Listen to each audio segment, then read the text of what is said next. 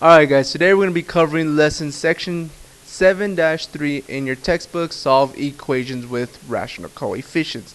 Now this first page, page 521, we're going to cover it in class, so we're going to skip on to page 522. On page 522, we have right here at the top, decimal coefficients. Now decimal coefficient, if the coefficient is a decimal, divide each side by the coefficient. Now remember, a coefficient is the number being multiplied by the variable. So I'm going to go ahead and work out this first example, and I'm going to cover it up so that I have some space to work with. Now number 1 says solve 16 equals to 0.25 times n and check your solution. Okay, so I'll move my board up a little bit and readjust. Okay. Now solve 16 equals to 0.25 n. First thing I'm going to do is I'm going to rewrite my equation. Now I will always do this, as you guys should always as well. Now when we look at this equation, we see one variable, our variable n. And when we have our coefficient next to our variable n, it signifies multiplication. Now for this first example, I am going to put the multiplication dot, but from this point on, it will be understood this will always be multiplication, as you've seen in previous sections. So here I see that I have 25 times n, 0.25 times n equals to 16. Now I need to divide by both sides by my coefficient, in this case 0.25. Now I am using my division property of equality, which you learned in section 7-2.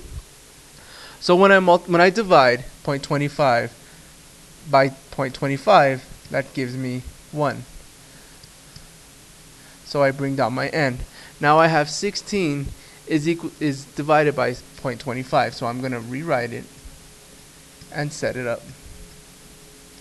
Now here I see that I have in my divisor a decimal.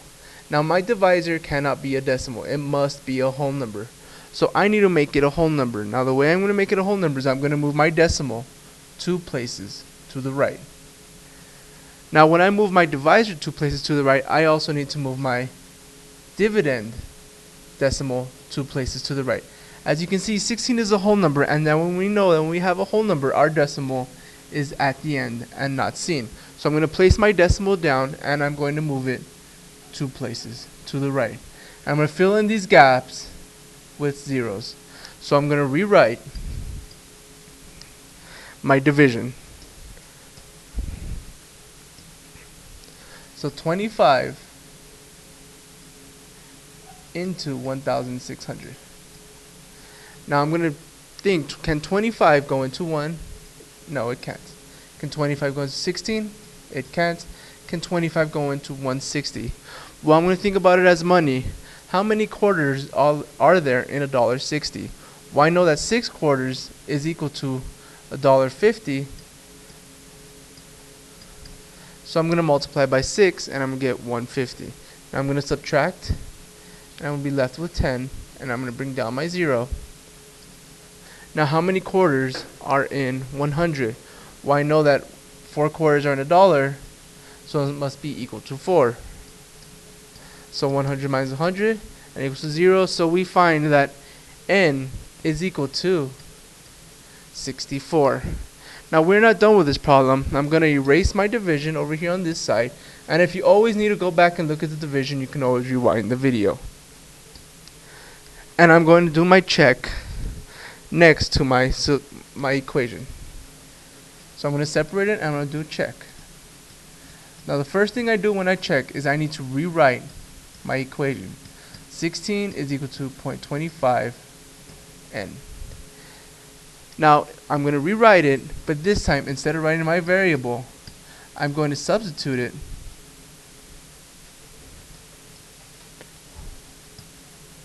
with my solution, which we found previously as 64. Now here I see that 0.25 times 64 should equal to 16. So I'm going to do my multiplication on the side. Now I'm going to multiply like normal and ignore the decimal until the very end. So 5 times 4 is 20, and I carry my 2. 5 times 6 is 30, plus 2 is 32. I put a 0 in place and I start with my tens place. 2 times 4 is 8, 2 times 6 is 12. Bring that down. Then I add this, 0 and 0, 0. 2 times 2 plus 8 is 10. 3 plus 2 plus 1 is 6. And finally 1. Now I can't forget about my decimal places. I see here that I have 2 decimal places here. So that means my answer must have 2 decimal places here. And I see finally, after I move my decimal, 16 is equal to 16. So my answer is correct. So we're going to go ahead and go on to the next. Actually, you're going to go ahead and just pause the video from here, and you can start with your got it's.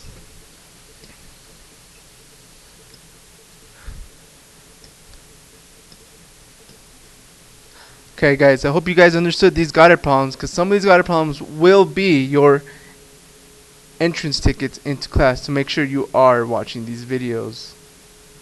Now we're going to move on to number 2. Again, I'm going to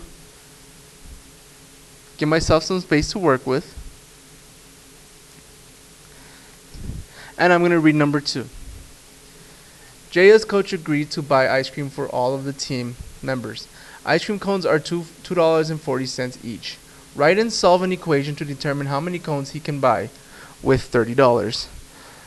So I know here that I must let n represent the number of cones that the coach can buy. So 2.4, $2.40 is how much each cone is. Now we don't know how many cones we can buy, but we're going to let n represent it. Each cone is $2.40. Now we're going to make that equal to the total amount of money we have, which in this case is $30. So there is my equation.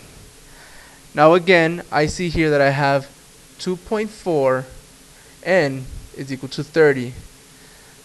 So my coefficient is 2.40. Now I'm going to divide both sides by 240.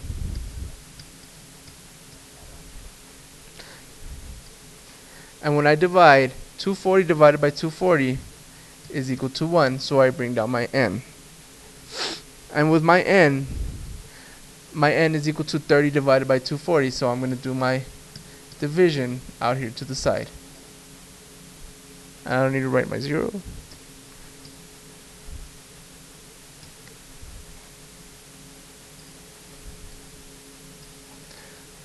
So again, I cannot divide with my divisor being a decimal, so I must move my decimal one place to the right. And when I move my divisor one place to the right, I also move the dividend decimal place one place to the right.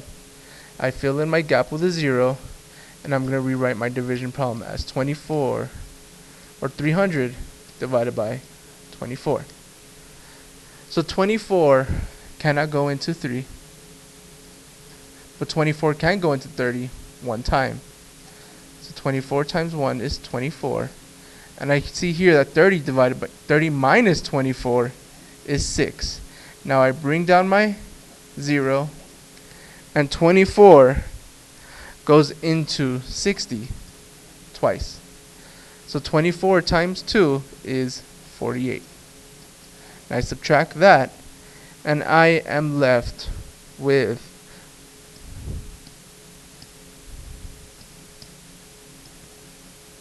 12.